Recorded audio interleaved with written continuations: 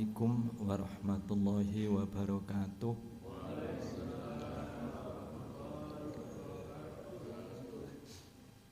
Alhamdulillahilladzi amaruna li'atisam bihablillahil matin.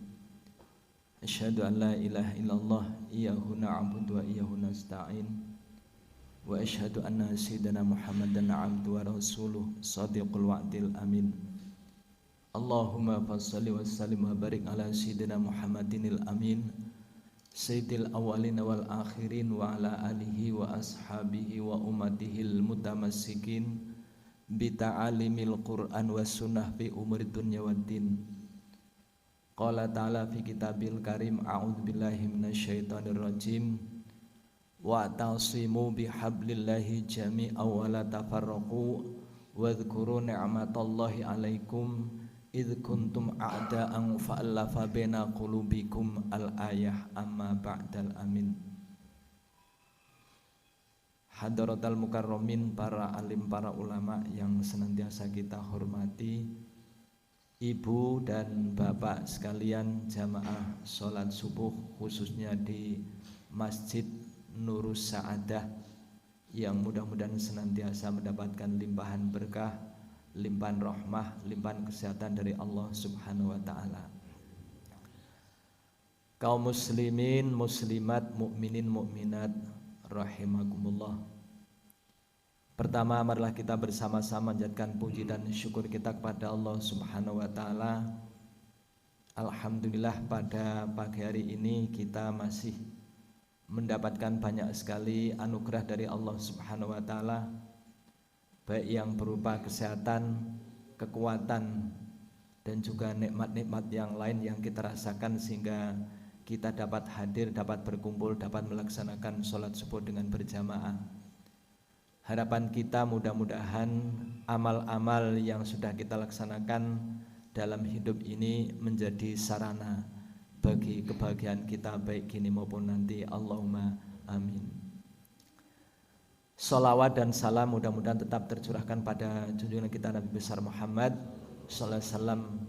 Mudah-mudahan dengan kita selalu ittiba, selalu memperbanyak bacaan salawat, mudah-mudahan kita akan mendapatkan syafaatnya di hari kiamat kelak. Bapak Ibu hadirin jamaah sekalian yang berbahagia,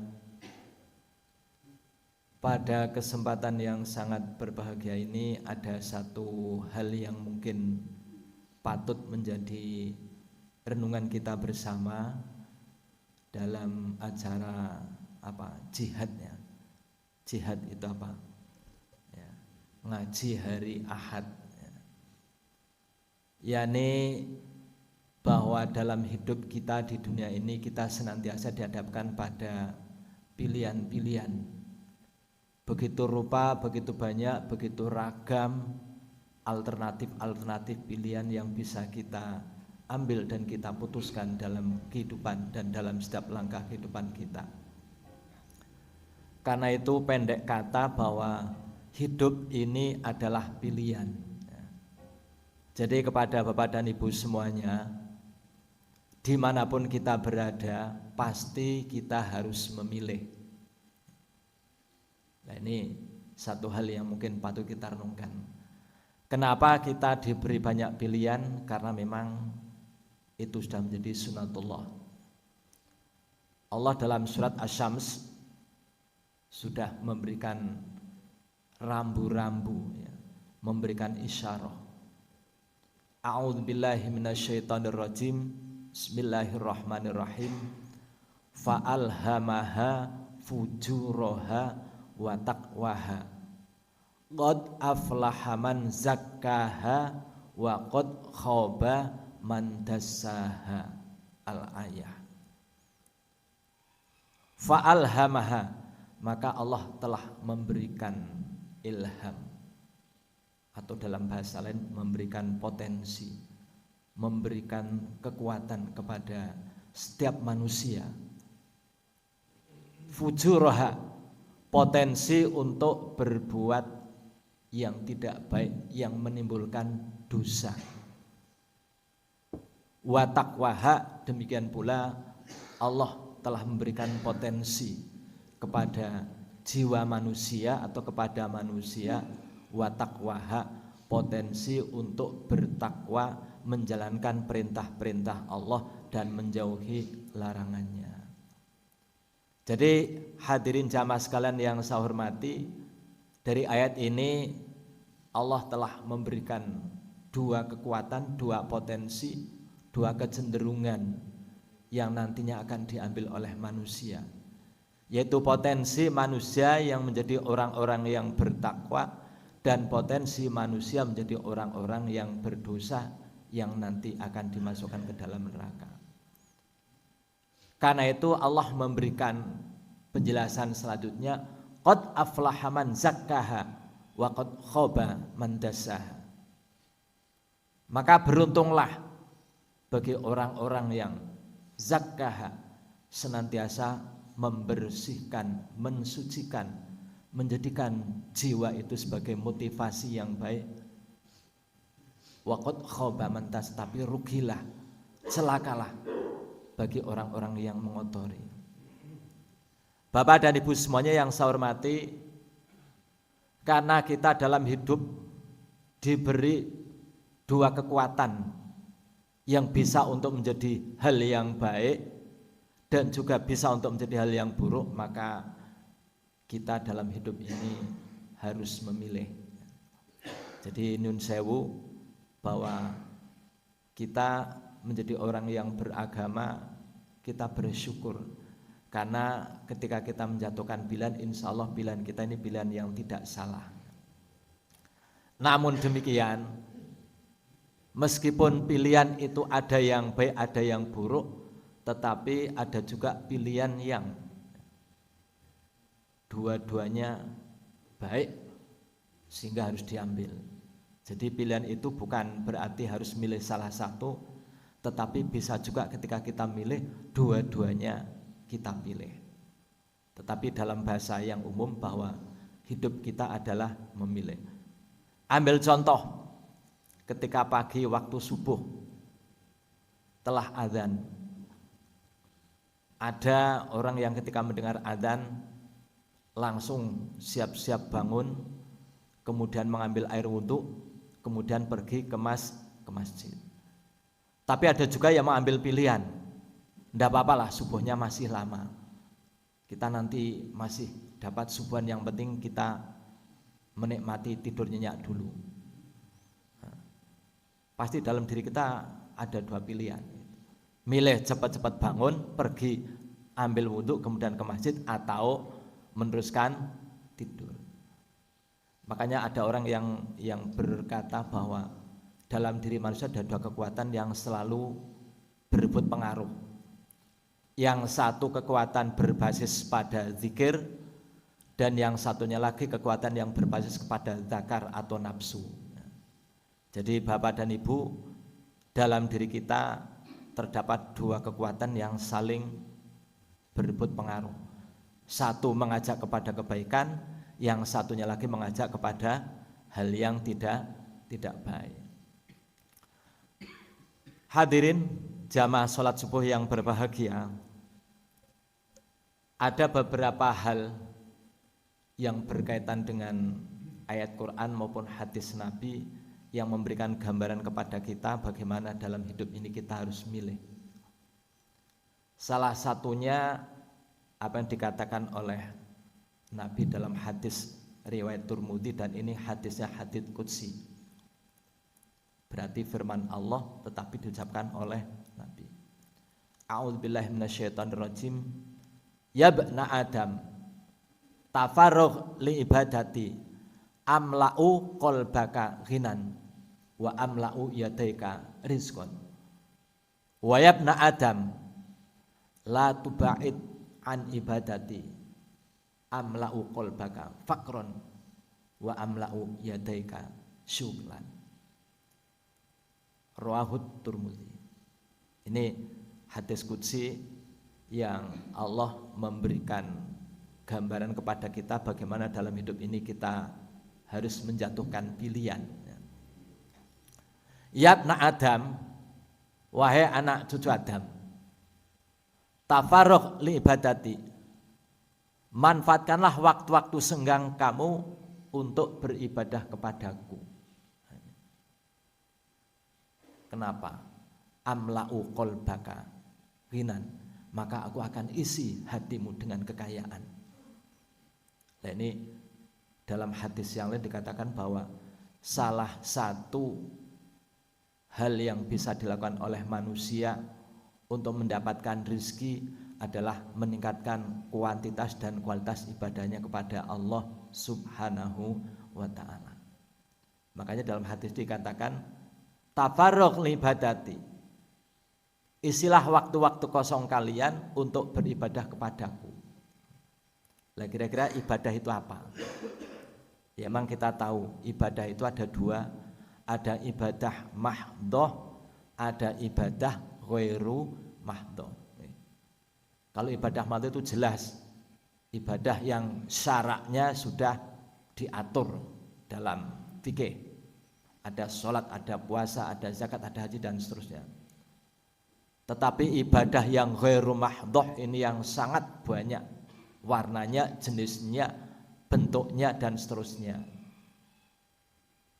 Makanya dalam satu qaul dikatakan bahwa yang namanya ibadah adalah fi'lu ma yardahullah minal amal, katanya begitu.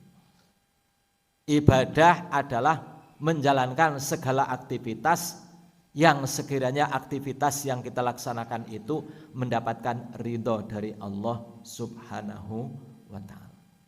Kira-kira Bapak dan Ibu semuanya gimana kalau kita ngukur bahwa amal itu mendapat ridho dari Allah?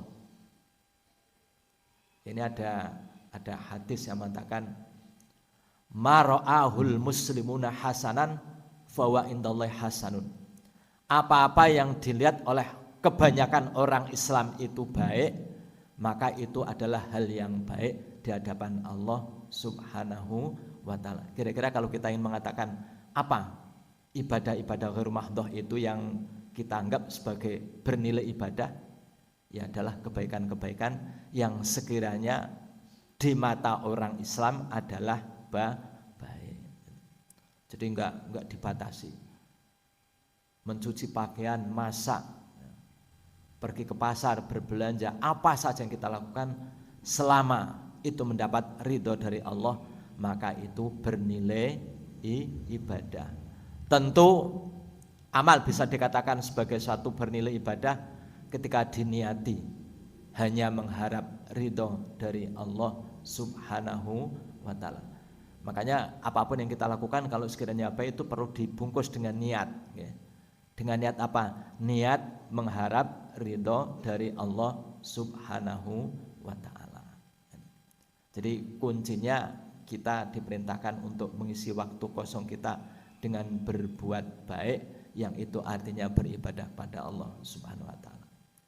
Kenapa? Kalau itu yang dilakukan amla'u qalbaka ghinan, aku akan isi hatimu dengan kekayaan. Wa amla'u yadaika rizqan, dan akan aku isi kedua tangan kamu dengan rizki. Nah ini, jadi mudah-mudahan dengan kita rajin beribadah kepada Allah, kita akan diberi jiwa yang kaya dan juga rizki yang melimpah di kedua tangan kita. Ini hadis qudsi. Lah, tapi yang kedua ini juga pilihan, tapi tidak boleh dipilih. Kalau dalam hadis ini, wala tuba'id an ibadati, dan janganlah kamu jauh dari beribadah kepadaku. Kenapa? Amla'u qalbaka fakron, maka jiwa kamu akan aku isi dengan kemiskinan, dengan kefakiran. Wa amla'u yadaika syughlan, dan aku isi kedua tangan kamu dengan kesibukan-kesibukan yang tiada ujung, tiada akhir.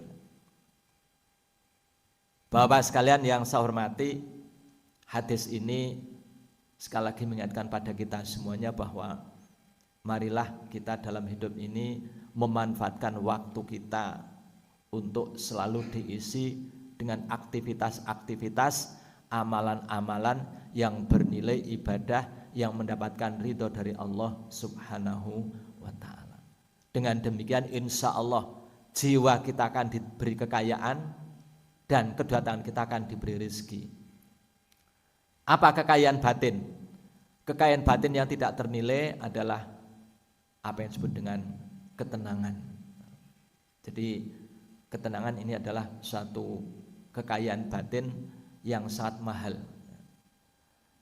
Karena ketenangan ini tidak bisa diukur dengan materi. Banyak orang yang kaya tetapi hidupnya tidak tenang. Tetapi banyak juga orang-orang miskin, meskipun secara lahiriah kelihatannya miskin, tetapi bisa juga batinnya tenang. Semuanya ini ternyata kembali kepada bagaimana kita meningkatkan kualitas ibadah kita kepada Allah Subhanahu wa ta'ala. Bapak sekalian yang saya hormati, berkaitan dengan bahwa hidup ini adalah pilihan, kita ambil satu hadis yang diriwayatkan oleh Imam Tabrani. Bismillahirrahmanirrahim. Sayati zamanun ala ummati hum yuhibbunal khams wa yansawna al-khams, hum yuhibbunad dunya wa yansawna al-akhirah, hum yuhibbunal hayata wa yansawna al-maut, hum yuhibbunal mal wa yansawna al-hisab, hum yuhibbunal qusur wa yansawna al-qubur, hum yuhibbunal makhluk wa yansawna al-khaliq.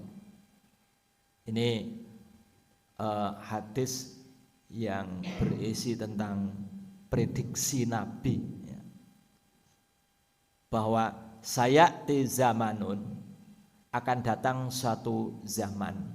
Nah, kalau kita bicara zaman, sekarang zaman awal atau zaman akhir. Nah, orang mengatakan sekarang ini zamannya zaman digital, ya, zaman akhir. Kalau dalam bahasa agama sekarang sudah dianggap sebagai zaman akhir. Bahkan ketika Nabi diutus pun itu sudah disebut sebagai zaman akhir, karena Nabi akhir zaman. Jadi zaman Nabi itu sudah disebut sebagai zaman akhir. Apalagi hari ini. Lah, ciri-ciri zaman akhir itu seperti apa? Ini dalam satu hadis dikatakan begini. Man tamassaka bisunnati inda fasadil ummah falahu ajru mi'ati syahidin. Barang siapa yang ingin berpegang teguh maksudnya apa? Bersungguh-sungguh, serius, dadi wong Islam sing temenan, dadi wong Islam sing serius. Mantamassaka, barang siapa yang berpegang teguh bisunnati, kelawan sunnah-sunnahnya aku, inda fasadil ummah, ketika umat sudah banyak mengalami kerusakan. Dan ini di zaman akhir oleh Nabi disebut satu zaman di mana kerusakan itu sudah merajalela. Ya mungkin kita semuanya sudah tahulah ya, seperti apa kerusakan merajalela. Di antara adalah hal yang paling ya, yang paling harus kita perhatikan adalah aspek moralitas.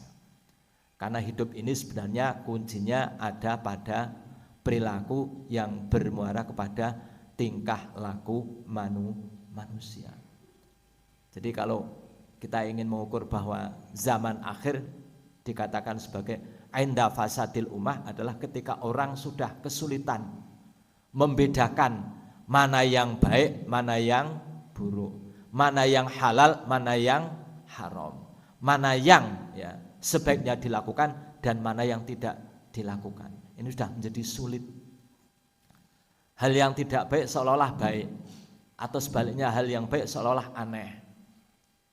Makanya dikatakan inda fasadil ummah falahu ajru mi'ati syaitin, maka orang yang berpegang teguh kepada sunnah-sunnahku di akhir zaman itu akan mendapatkan pahala sebesar pahalanya orang mati syahid. Nah ini berarti kalau orang beribadah di zaman akhir ini berarti pahalanya lebih besar nih Pak. Lebih besar karena apa? tantangannya, godaannya, hambatannya lebih berat. Kalau zaman Nabi, orang semangat beribadah karena ada Nabi. Selalu termotivasi, selalu terdorong, selalu bersemangat. Tetapi semakin ke sini, semakin mengalami penurunan. Makanya Nabi mengatakan, khairul qurun qarni, tsumma sebaik-baik masa adalah masaku. Kemudian setelahnya, dan setelahnya. Nah, ini menggambarkan bahwa di zaman akhir kita ini ketika ingin melaksanakan sunnah Nabi, perintah-perintah Allah, itu bukan semakin mudah, tapi tantangannya semakin berat.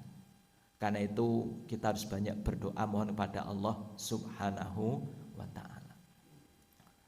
Sayati zamanun ala ummati, akan datang suatu masa di kalangan umatku. Ada 5. Hum yuhibbunal khamsa, mereka akan suka sekali dengan 5 hal. Wayang saunal khams, tetapi mereka cenderung melupakan, meninggalkan hal yang 5 pula. Apa itu? Pertama, hum yuhibbunad dunya wayang saunal akhirah. Pertama, mereka itu senang sekali dunia, tetapi melupakan kehidupan di akhirat. Dan ini kita dalam hidup ini dihadapkan pada 2 pilihan ini. Ya. Satu mengejar dunia, yang satu mengejar akhirat. Kira-kira kalau kita semuanya mengejar dunia atau akhirat atau mengejar dua-duanya? Ya, milih, tapi yang dipilih dua-duanya. Okay. Lah Bapak dan hadirin sekalian yang saya hormati, dalam Quran maupun dalam hadis itu banyak sekali Allah memberikan ilustrasi tentang dunia yang harus kita cermati dan kita pahami dan kita nikmati dengan secara terukur. Dalam satu tamsil, ada tamsil mengatakan begini, wahai saudara-saudaraku, hiduplah kamu di dunia sebagaimana kapal di laut. Ya, karena apa? Karena untuk menggambarkan kehidupan dunia itu tidak mudah. Ilustrasinya banyak, makanya diberi tamsil. Ketika Anda hidup di dunia, maka hiduplah Anda seperti kapal di laut. Apa maknanya? Kapal itu ya pasti di laut. Enggak ada kapal di darat. Kapal memang tempatnya hidupnya di laut. Itu sudah jelas. Tidak ada kapal itu bisa berlayar di daratan. Satu-satunya tempat kapal berlayar adalah di laut. Tetapi air laut tidak boleh masuk ke dalam kapal. Boleh apa enggak? Enggak boleh. Karena apa? Kalau air laut masuk ke dalam kapal pasti tenggelam. Lah kita begitu. Maksudnya apa? Kita hidup di dunia. Oke, memang kita ini dihidupkan oleh Allah untuk menghuni dunia. Tetapi jangan sampai dunia itu masuk ke dalam hati kita. Karena apa? Kalau orang sudah keduniaan, maka dalam hadis dikatakan bahwa hubbud dunya ra'su kulli khoti'atin. Ya. Cinta dunia adalah sumber dari dosa, sumber dari kemaksiatan, sumber dari segala perbuatan yang tidak baik. Itu berawal dari namanya hubbud dunya. Jadi ini bahwa cara kita menghadapi kehidupan dunia, ya kita disuruh hidup di dunia ini seperti kapal yang ada di laut. Pokoknya silakan berlayar kemanapun, monggo. Tapi jangan sekali-kali air laut masuk ke dalam kapal. Nah, itu. Karena apa? Kalau masuk ya nanti pasti kapal akan tenggelam. Makanya doanya sahabat Abu Bakar, beliau berdoa, Allahumma ij'al ad-dunya fi aidina wa la taj'alid dunya fi qulubina. Ya Allah, janganlah Engkau jadikan dunia itu di hati kita atau di hati saya, tetapi jadikanlah dunia itu ada di tangan saya. Bedanya dunia di tangan dan dunia di hati itu apa? Kalau dunia di tangan lepas tidak masalah. Tapi kalau dunia sampai masuk ke hati, maka kalau lepas menjadi sakit sekali. Karena itu pada bapak-bapak sekalian dan kita semuanya, marilah kita mengambil pilihan-pilihan ini yang sekiranya itu mendapatkan ridho dari Allah Subhanahu wa ta'ala. Bahkan dalam satu hadis Nabi bersabda dengan diawali kata-kata peringatan, ala inna dunya mal'unun wa mal'unatun ma fiha illa man dzakarallah wa walah wa alima wa muta'allima. Ini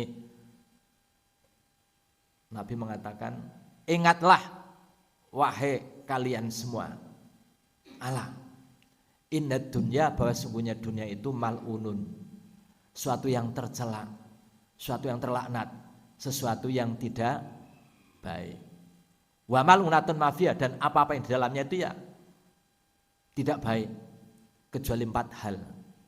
Nah ini makanya kalau kita pingin agar dunia kita ini dunia yang baik, maka warnailah dunia ini dengan 4 apa itu? Man zakarallah, satu, di dunia ini kita berbanyak untuk berzikir kepada Allah Subhanahu wa ta'ala. Karena apa?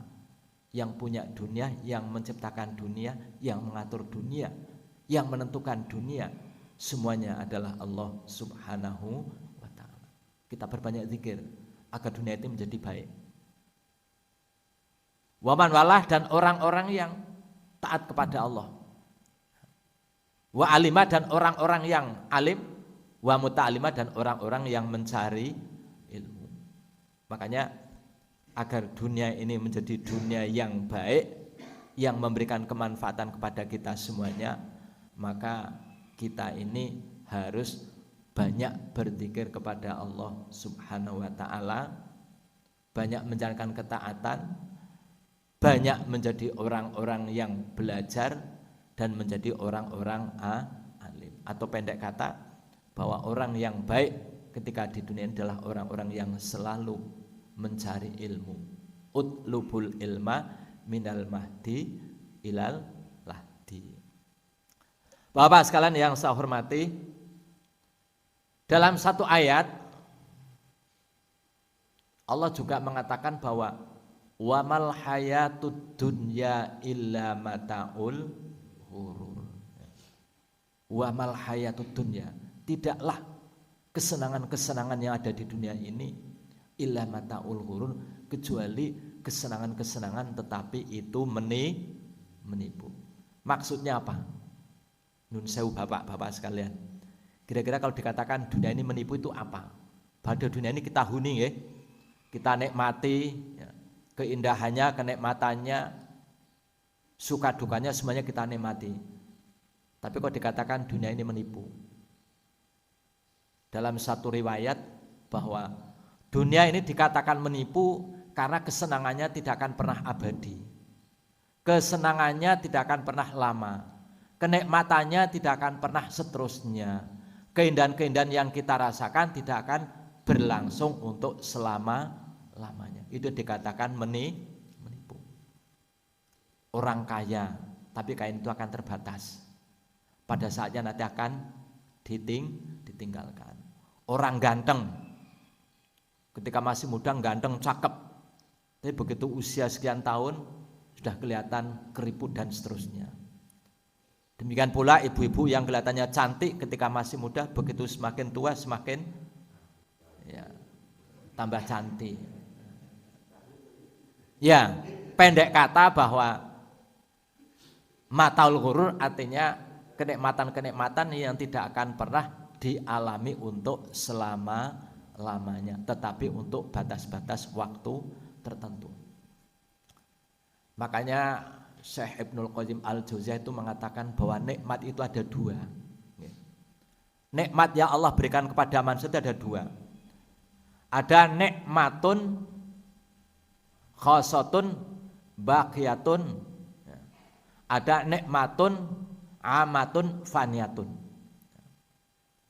Ini ada dua nikmat yang Allah berikan kepada manusia. Yang pertama adalah nikmatun khosatun baqiyatun, nikmat yang tertentu dan abadi. Tapi ada juga nikmatun amatun faniyatun, nikmat yang umum tapi fana, rusak. Apa kira-kira? Lah, nikmatun amatun faniyatun adalah nikmat-nikmat yang bersifat lahiriah. Orang makan ketika masih muda makanya nikmat, tapi semakin tua semakin berumur makanya semakin tidak nikmat. Orang tidur ketika masih muda tidurnya nyenyak, tapi semakin berumur semakin tua ketika tidur semakin tidak nyenyak. Orang beraktivitas ketika masih muda semangat, giat, kuat, tapi ketika semakin tua beraktivitas semakin berkurang, semakin kurang bersemangat. Artinya apa? Artinya nikmat-nikmat yang bersifat lahiriah itu semakin berusia hilang. Kata Allah, wa man nu'ammirhu nunakkis,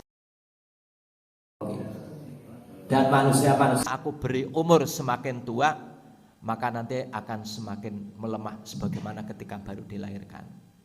Nah ini kepada Bapak sekalian, kita semuanya diberi nikmat yang bersifat amah faniyah, bersifat umum tetapi fana. Umum itu apa?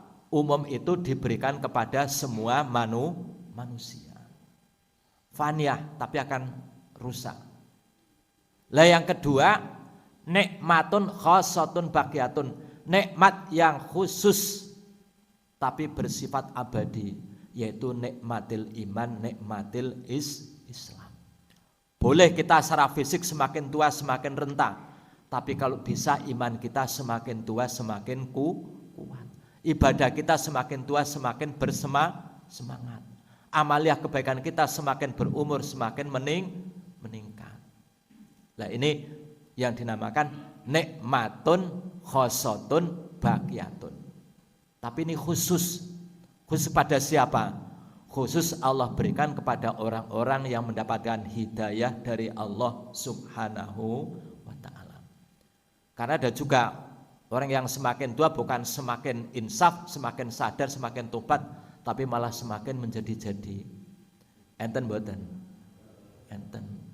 Lah mudah-mudahan Bapak sekalian, hadirin semuanya yang hadir, semakin sepuh mudah-mudahan iman dan takwanya, iman dan Islamnya semakin meningkat. Ini yang disebut dengan nikmatun khosatun baqiyatun. Jadi kita hadir di sini adalah karena kita mendapatkan nikmat dari Allah Subhanahu wa ta'ala. Nah, ini. Makanya wa mal hayatud dunya illa mataul ghurur ini mudah-mudahan kita bisa mensikapi bagaimana dunia yang penuh dengan tipuan ini kita tidak sampai tertipu dengan kehidupan gemerlapnya dunia.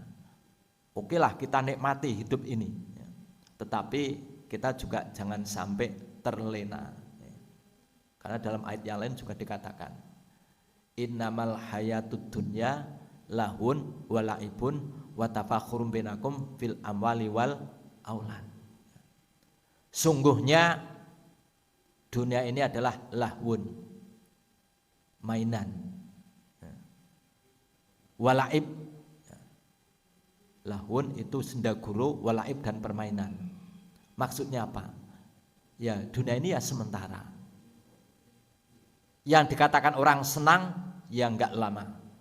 Yang dikatakan orang bahagia dunia ya tidak lama. Karena apa? Bersifat lahun walaib. Wa tafakhur, tempat orang untuk bersaing dalam kemewahan. Kira-kira kita senang gak bersaing? Senang. Tapi kalau bisa tidak dalam kemewahan ya. Fastabiqul khairat. Bersaing dalam hal yang baik. Karena kalau bersaing dalam kemewahan nanti akan terjadi stres. Kita melihat orang lain mewah, kita pingin, gak mampu, kita maksakan, akhirnya stres. Makanya kita tidak mengambil pilihan itu. Nah ini Bapak sekalian yang saya hormati, ya, kita punya pilihan milih dunia atau milih akhirat, ya jelas kita pilih dua-duanya.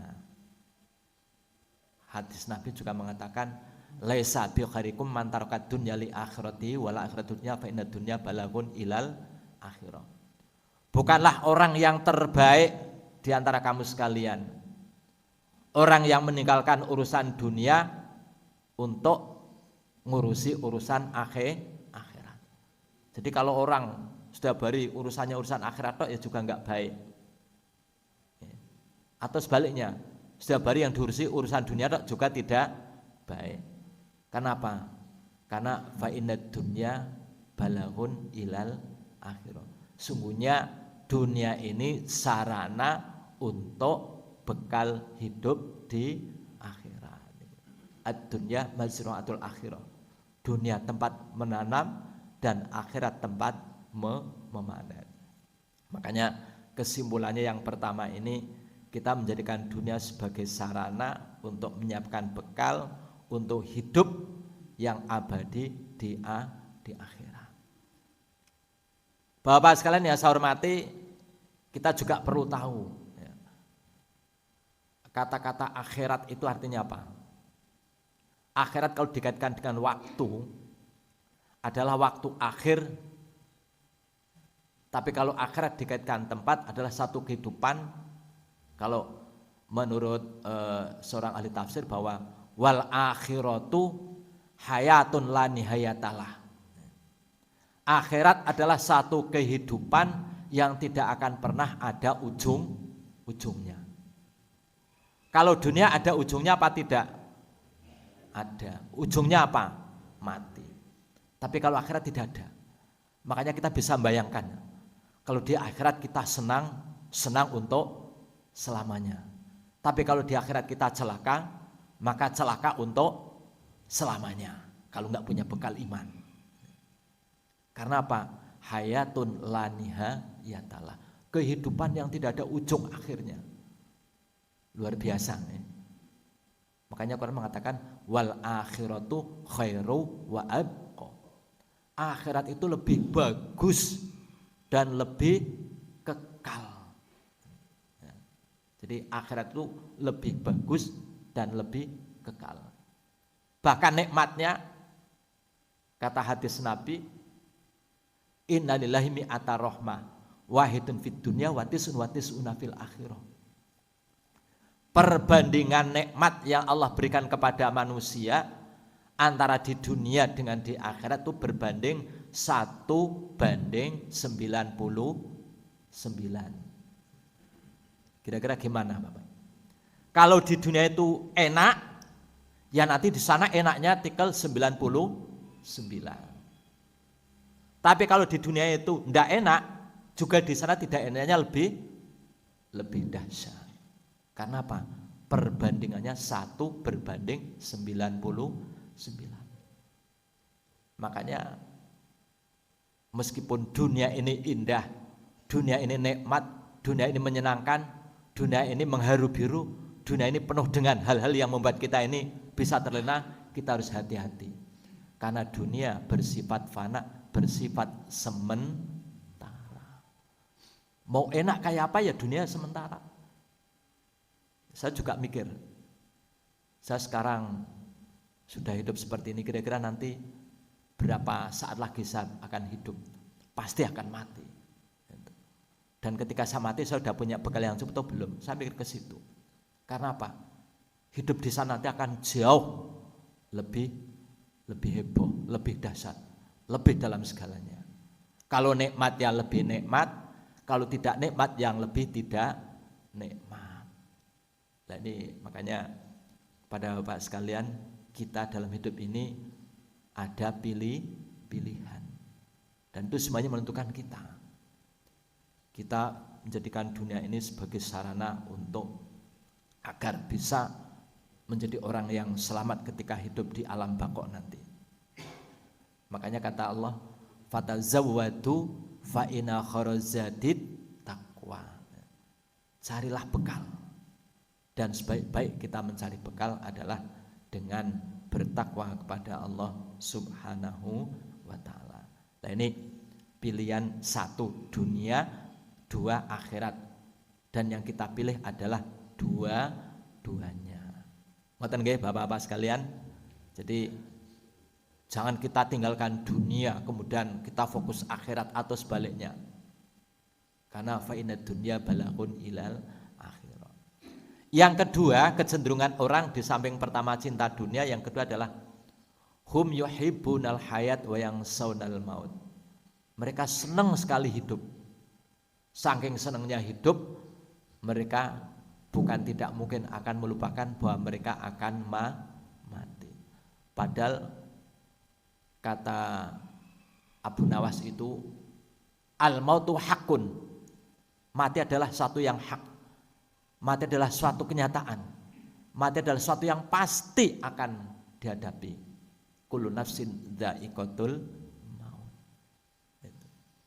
Nah ini kalau kita ingin jadi orang yang baik, kata Nabi, kalau Anda ingin jadi orang yang baik, maka ingatlah selalu akan kematian. Kenapa? Kafa bil mauti wa'dzun.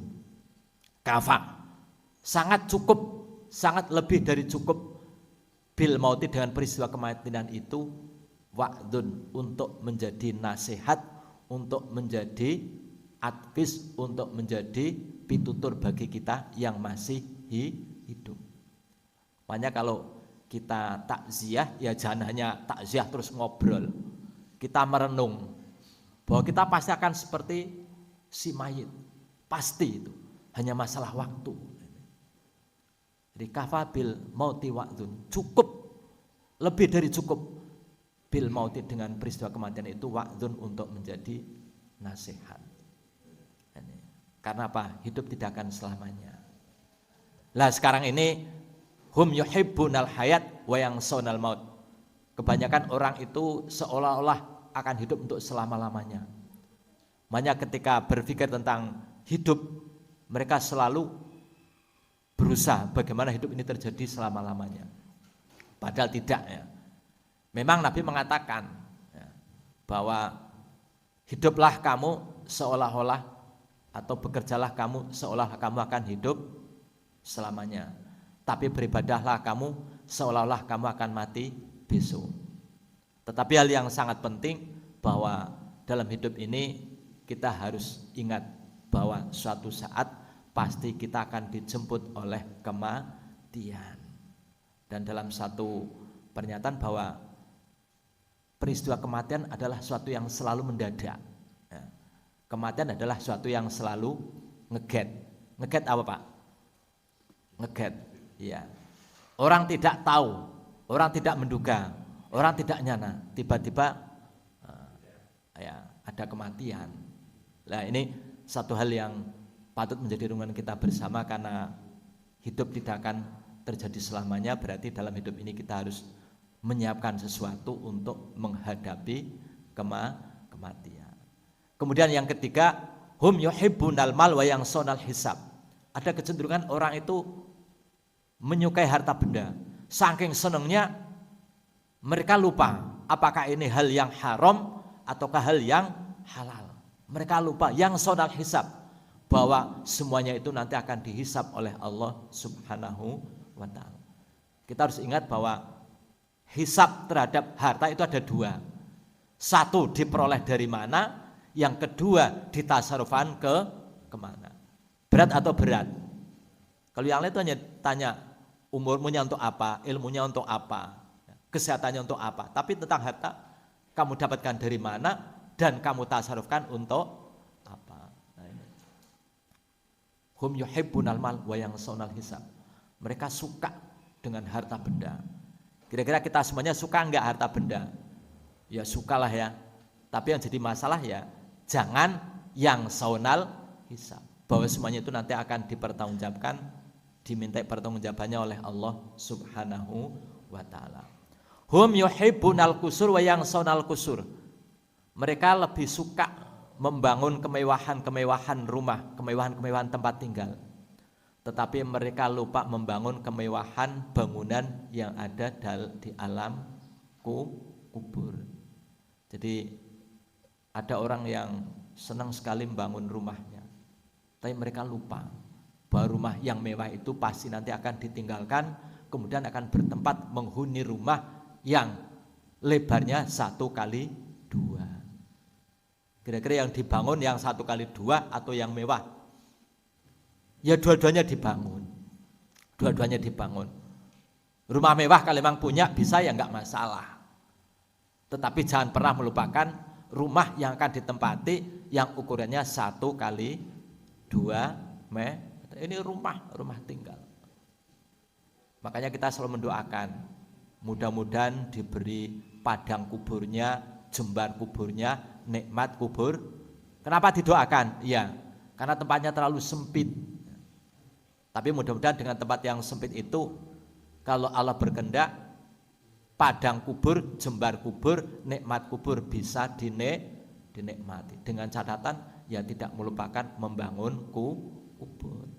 Ini karena apa? Karena dunia semakin gemerlap, orang silo, pengen rame-rame, pengen berlomba-lomba membangun dunianya, sampai lupa bangunan yang akan ditempati setelah mati. Dan yang kelima adalah hum yuhibbunal makhluk wa yansawna khaliq. Orang akan banyak semakin cinta terhadap ciptaan-ciptaan Allah. Bahkan sekarang ini ciptaan manusia yang seolah-olah menyerupai ciptaan Allah. Robot-robot di Jepang, di Korea, di Cina itu udah seperti manusia, bisa merespon apa saja yang dihendaki oleh manusia. Seolah-olah manusia bisa menciptakan manusia. Manusia semakin terlena, semakin silo, semakin ya, lupa bahwa dirinya punya sang pencipta, yaitu Allah Subhanahu wa ta'ala. Karena itu pada bapak-bapak sekalian yang kita hormati, marilah sekali lagi kita oleh Allah diberi pilihan, tetapi kita harus memilih ya memang betul-betul itu membawa keselamatan bagi kita, baik hidup di dunia maupun di akhirat. Allahumma amin. Kiranya cukup sekian, kurang lebihnya mohon maaf. Bila taufik wal hidayah. Assalamualaikum warahmatullahi wabarakatuh.